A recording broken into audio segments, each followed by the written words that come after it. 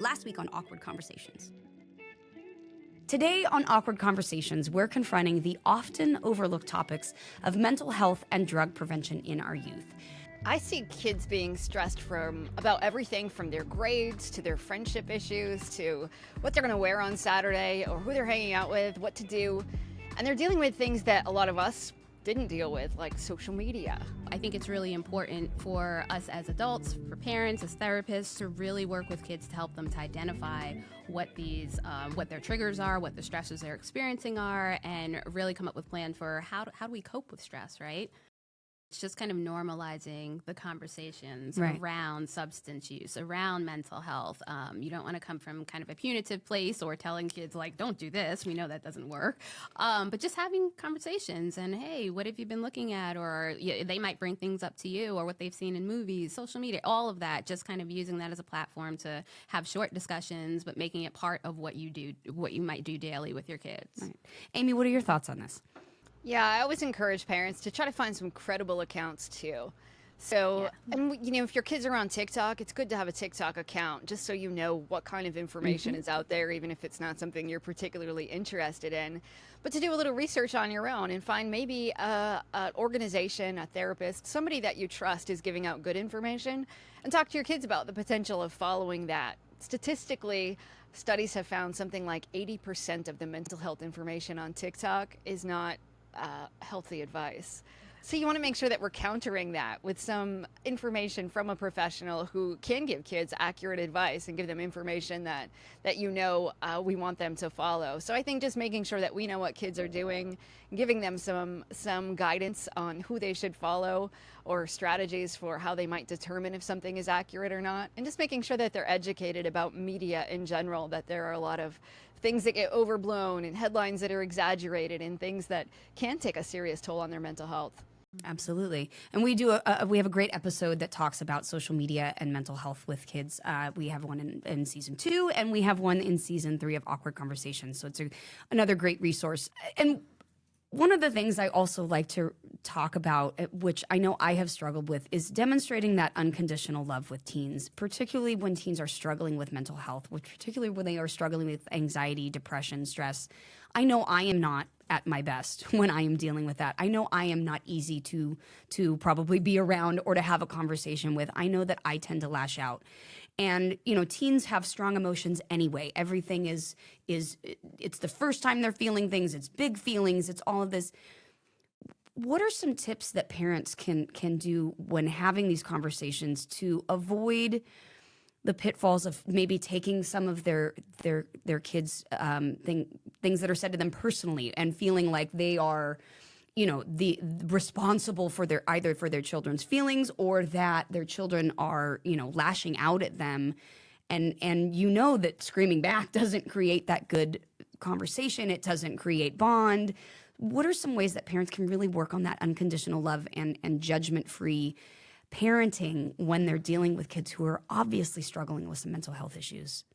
I think one thing is to work on not taking things personally, knowing that all kids, all teens, they're going to say things to you sometimes that you're the meanest parent ever, you're the only one who doesn't understand. Yeah. And to just accept that's part of parenting. And sometimes that means you're being a really good parent. You're saying no, you're setting a boundary, and that's okay. And to recognize that, yeah, there's days when we feel like we don't really have anything left to give, and your kids are asking for more things, or when you're stressed out about work and other things in your life, it's hard to stay calm. But those are all opportunities to say, what do I do to lengthen my own fuse, and how do I model that for my kids of, I'm going to go for a walk for a little while before we sit and discuss this again, or I'm just going to go to my room and spend some time by myself to recharge my batteries for a little bit. And looking for all those opportunities and to practice our own self-care so that we can be as good as we can be, but also to make sure that when we make a mistake, come back and just apologize to your kids later. And it's not a weakness to say that I'm sorry, but you say, gosh, I had a really stressful day. So then when you did that thing or you said that thing and I lost my temper, I'm really sorry that happened. I'm going to work on taking better care of myself, which then teaches kids, yeah, we all make mistakes. But when you own up to your mistake and you try to say how you're going to work on it, that can really go a long way toward kids thinking, well, my mom or dad think they're perfect, but here's what they really do. It's okay to just call it out, point it out, and then apologize to them. I have really always been grateful that I do that with my girls, because I have now seen at times when they have had a moment when they're like, oh, you're just the worst, or man, slam a door or something. Usually within a couple hours, maybe sometimes if things are a little heated, it's the next morning. But without fail, my girls will come back and say, I'm sorry that I didn't do. And I know it's because I have also modeled that behavior where I have lost my mind and then gone back and said, you know what? I had a really stressful day, and all of that was not about you. And I just, I got frustrated because you weren't doing what I asked. And it really, I just didn't have much patience left. So I shouldn't have overreacted. Can you just get the thing done now? And let's, be, and it has changed the dynamic of my relationship with my daughters, because parents automatically assume that the authoritative, I know everything, I'm perfect, I never apologize, is how, it should be. And that really is not a way to build bonds with kids, correct? Not at all, right? There's no perfect parenting. So to your example, what you're doing is modeling, right? What do you do when you mess up or make a mistake? And so if adults are having these issues, we know that when we see these outbursts in our kids, in our teenagers, it's hard in the moment to deal with that. But again, they don't have the capacity yet to be able to manage it in a way that you might expect an adult can, right? And so you're modeling what to do when you have those strong emotions. You make a mistake, I come back and you're saying, I'm very sorry for yelling at you, right? Or I could have handled this differently. Yeah. You're modeling the behavior you want to see in your teen. And ultimately, like you're saying, your girls are kind of doing that same thing, right? They're getting upset, but then a couple hours later, they come out and they're able to have the conversation. And so that's it right there. It's not striving to be the perfect parent, but rather model these appropriate behaviors, because we all mess up, we all make mistakes, and we all get frustrated, and that's normal.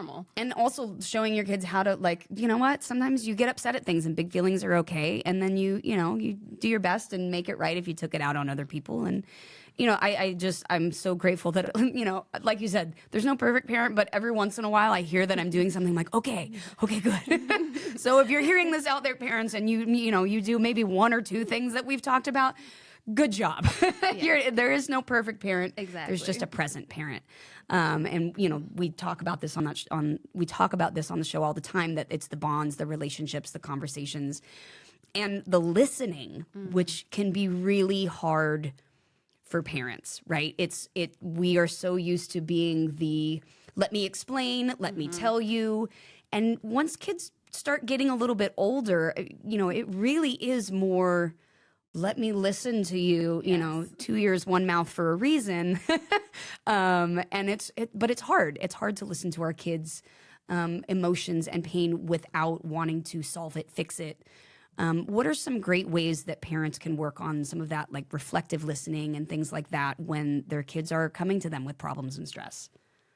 Yeah, I think it's important to just lead with validating how they're feeling. So letting them come to you and talk to you about whatever it is that's going on, and saying, I hear you, that sounds really frustrating. And having a response, that's all you need immediately. And then moving into, let's talk about this together, right? Is there a way that we can come up with a solution, but letting them lead? Because like you said, Jodie, parents want to jump in, problem solve, right? And we want to tell them what they're feeling is wrong, or, oh, this is just not a great situation. Right. You should do this. Exactly. My kids often just go, right. That's not what they're looking for. Yeah. Right. So it's important to be able to just listen, validate their emotions, and then move into, okay, well, what can we do about this? And sometimes there may be nothing to do. They just want you to listen to them. Right. And so if you want to foster that open communication and you want your kids to come to you, it's just important that, again, that they're met with, okay, mom is here, dad is here, right? They're present. I can just talk about whatever's going on, and they feel me, right? They feel my pain. They want to know. They want to know that what they're feeling is valid, and then you can move through, okay, well, let's talk further about what's going on. Now, when you're talking with children who are also dealing with, substance use and mental health issues and things like that, because I know myself when I was young and I've struggled with addiction issues and things, sometimes you need them to take action and they're not taking it. And you don't want to force them and overstress them, but you also know that, if they continue maybe to lay in bed and miss practice and not do those things, they're going to feel worse. But you don't want to be like, you're getting out of bed and, and screaming at them. But you also know that that balance of like making sure that they show up for their responsibilities while not overwhelming them, you know, if they are, particularly if they're maybe even new in sobriety as young people, or they are struggling with substance use, you know, stressing them out and forcing them to do things is not good, but also allowing them to completely just lay in bed and give in to the depression is also really, really hard. Saving lives means staying informed. Knowing the dangers of using fake prescription pills can help those you care about and keep our community safe. As a parent, educator, neighbor, or friend, we all play a role in building safe and healthy futures for ourselves and our loved ones. Do your part to take the first step today. Visit GetSmartAboutDrugs.com to access education, prevention, and treatment resources. Fake prescription pills laced with fentanyl are deadly. Be their protector. Be informed. Visit GetSmartAboutDrugs.com. Now, Amy, I'd love to talk to you about your book, The 13 Things That Mentally Strong People Do, and resilience in particular, because resilience is something that we hear talked about so often in terms of, oh, kids are resilient, whether it's divorce, whether it's COVID. How can parents foster resilience in their children to help, you know, protect their mental health and prevent substance misuse before it starts? Good question, because I do hear that a lot where parents will say, well, kids are resilient, which they are, but they're not born resilient. They're resilient if we teach them how to be. So, and parents can be really proactive about helping kids build resilience in lots of different ways. Could be as simple as we're going to practice a gratitude strategy around the dinner table every evening. That helps kids kind of look for the good in life. So they know, all right, even though I had a bad day, maybe lunch was really good, or I got to hang out with a friend for a few minutes and we had a great conversation. Looking for the good definitely helps build resilience. But it's also important to make sure that kids are challenging themselves. So whether your child joins drama, or they're in band, or they're in a sports club, just making sure that they're out there doing things so that they can recognize, you know, I'm challenging myself and maybe I'm more competent and capable than I thought that I was. And when kids are confident that they can do hard things, then that happens with life too. All right, I got rejected, but I can handle it. And we want to teach them, yeah, you can deal with difficult circumstances by challenging yourself to do hard things on an everyday basis. And then we teach kids about feelings too. Just helping kids name their feelings goes a long way toward helping them deal with the difficult emotions. A kid who can say, you know, I was embarrassed that I didn't make the team is going to feel better than the kid who tries to put on the brave face and says, no, I don't care. We want kids to know, no, it's okay to feel all of those uncomfortable feelings. You don't have to stay stuck in them, but you can feel them. And a child that has some sort of meaning and purpose in life too is going to be a lot more resilient than a kid who maybe only plays video games and doesn't have friends. Not that there's anything wrong with video games, but we want to make sure kids know there's a reason for me to get out of bed every day and I can contribute something to the planet, whether I just smile at people or I help my neighbor mow the lawn once in a while. Whatever it is, kids who know, yeah, I can make a difference are going to be way more effective at dealing with challenges and whatever life throws their way. Right, and I know that that was a huge struggle during COVID. It was they couldn't get out to do any of those things to make themselves feel better. They couldn't see their friends to make build that community. And I know, finding their community. You talked about gaming online or things like that. Children young people find their community now online more than ever. And it is important, but it's also important to remember that often those are sort of parasocial relationships that don't really have any sort of give and take, and there's no real emotional connection to them. But also that parents need to understand that sometimes there are. Sometimes these are real relationships, and that discounting them can also, be really isolating to kids. What do you recommend, how do parents make sure that that their kids are finding community and finding things, maybe even outside of their direct family unit, but things that their kids are interested in that can help them build up that self-assurance and that self-confidence? Yeah, I think Amy makes a great point just about building confidence, right, and self-esteem. And so I think it's important for parents to be able to have kids maybe trying a new sport, right, making new friends, doing different activities, taking the child out of the house to engage socially with kids. There's a whole host of research that looks at the importance of self-efficacy, right, that's behind social learning theory, how kids learn and develop their confidence. And so parents need to respect that kids may have some relationships online where Right. they're feeling emotionally connected. However, it's really important that kids have experiences outside of the home. And so it could be through all types of activities, getting them involved in school, in theater, right? Got it. Different types of events like that, and giving them opportunities to master new skills to build their overall confidence and efficacy. Absolutely. And also, I find too, scheduling time off. I mean, I'm terrible at doing it for myself, but I have, through my struggles with mental health and pandemic and all of that, I have learned like, oh, I need time to recharge. Yes. And this is actually really important for me, and making sure that I schedule it for myself, and that also, you know, there are times for my kids, because my kids are in theater, and one plays club soccer and travels, and one, you know, is in high school, and we've, you know, there's all sorts of things going on, Girl Scouts and et cetera. But making sure that I tell them some days, I'm like, today is just a nothing day. We're not doing like, get in the craft closet, find stuff in your room. Maybe you're going to be a little bored. You'll live. You know, today is a day off. Exactly. Today is a day off, and we all need those. And I try and remember that the overscheduling of kids also really stresses them out. Yeah, exactly. Speaking of being stressed and you know, going through all of this, Dr. Krystal, you have a great breathing exercise that you do that I would really love, that I would love for you to demonstrate. I believe we did this last season. Yeah, we did it, and we did it online. So I'm so excited to be here in person now and get to do a lovely little guided meditation, which is so helpful to help reset yourself, to reset your kids. I have meditated with my kids often right before bed, to kind of, they both struggle with going to sleep. So like meditation has been huge in our house. And I think it can really, really be changing for parents and their kids, both individually and for their relationships. So I would love to have you take us through a guided meditation to end the show today. And I really encourage all of the people watching, our audience, our crew. I'm looking at all you guys. To really take part in this meditation and try, and we could all use a little centering. I know I do it sometimes midday. I'll be like, give me 5 minutes. So, Dr. Krystal, please take it away, and let's end this episode on a nice, calm, relaxing note. Certainly. Okay, so there are many different ways to do this, but what we're going to do today is just a brief guided visualization. And more recently, I've done some travels, and I'm going to picture a beach in Bali. Yes. You can picture whatever beach comes to mind, but I'll try to make it as vivid as possible for you. So essentially, get yourself in a comfortable position. Try to have both feet on the ground, and what we're going to start to do is take some slow, deep breaths in and out. And so you'll inhale through your nose and exhale through your mouth. Take another inhale through your nose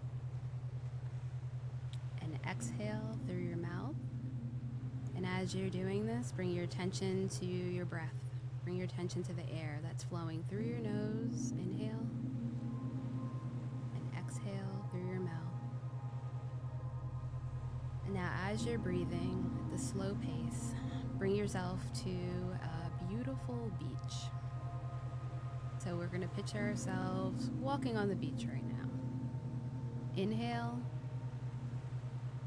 exhale. Now as we're walking on this beach, we're looking out over the water and we see bright blue skies. Inhale, exhale. And we see some clouds in the sky, but it's primarily nice and sunny. You feel the heat from that sun on your shoulders. Feel the heat on your face. And as you're walking along the beach, you can hear the sounds of the water coming up on shore. Hear the ocean water coming, and you're close enough where it's just grazing your feet. Feel the coolness of the water on your feet as you're continuing to walk down the beach. Inhale and exhale. And as you're walking along this beach with a nice bright blue sky, you see in the distance some birds flying about. And they look sort of tropical. And you're walking, breathing. breathing slowly. And across the horizon, you see some mountains, far enough off in the distance, but giving it a beautiful backdrop. So you have your blue sky, the mountains, and you see some birds flying about. Inhale, exhale. And as you're walking, you feel your body relaxed. You feel your muscles relaxed. There's a looseness as you're walking. You're feeling calm. Inhale and exhale.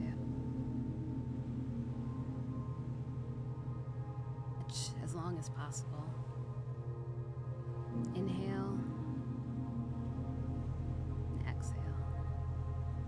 And as you're walking along the beach, you might have a nice cool drink in your hand. Fill your cup with whatever you want. Inhale, exhale. Now, as you're preparing to bring yourself back into this present moment, make sure your breathing remains slow and controlled. Inhale, exhale. Get your last looks of this beautiful sky and the crystal clear water.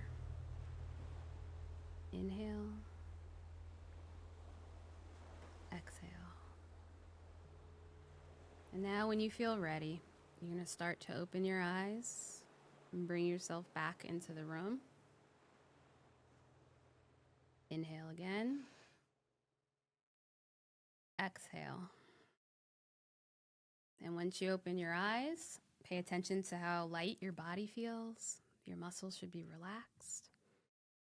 And we're back here. Try to keep that relaxed state as long as possible. I think I meditated so deeply I need to go wipe the sand off my feet. Thank you so much, Dr. Krystal. This has been a really, really wonderful and important conversation. Amy Morin, thank you so much for joining us today.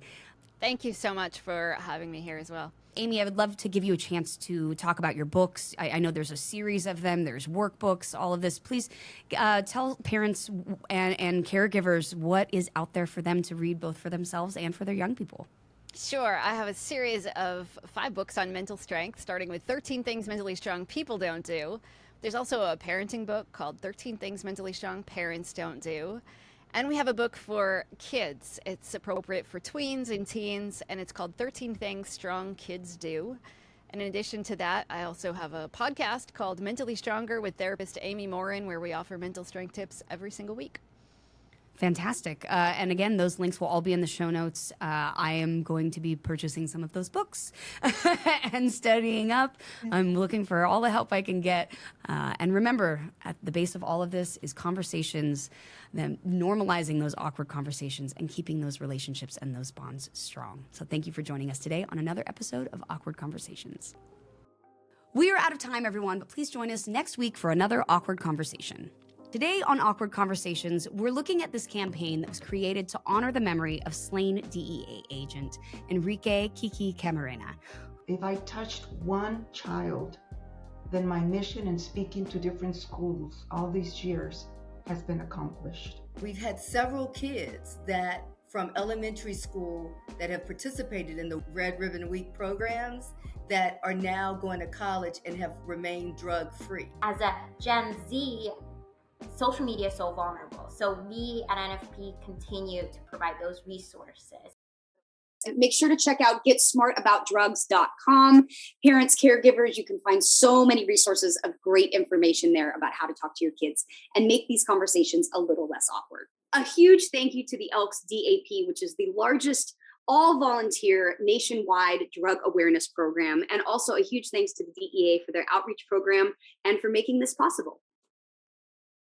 The views, information, or opinions expressed during the Awkward Conversation series are solely those of the individuals, speakers, commentators, experts, and/or hosts involved, and do not necessarily reflect nor represent those of the production, associates, or broadcaster, or any of its employees. Production is not responsible and does not verify for accuracy any of the information contained in the series available for viewing. The primary purpose of this series is to educate and inform. This series does not constitute medical or other professional advice or services. This series is available for private, non-commercial commercial use only. The production, broadcaster, or its channel cannot be held accountable for all or any views expressed during this program.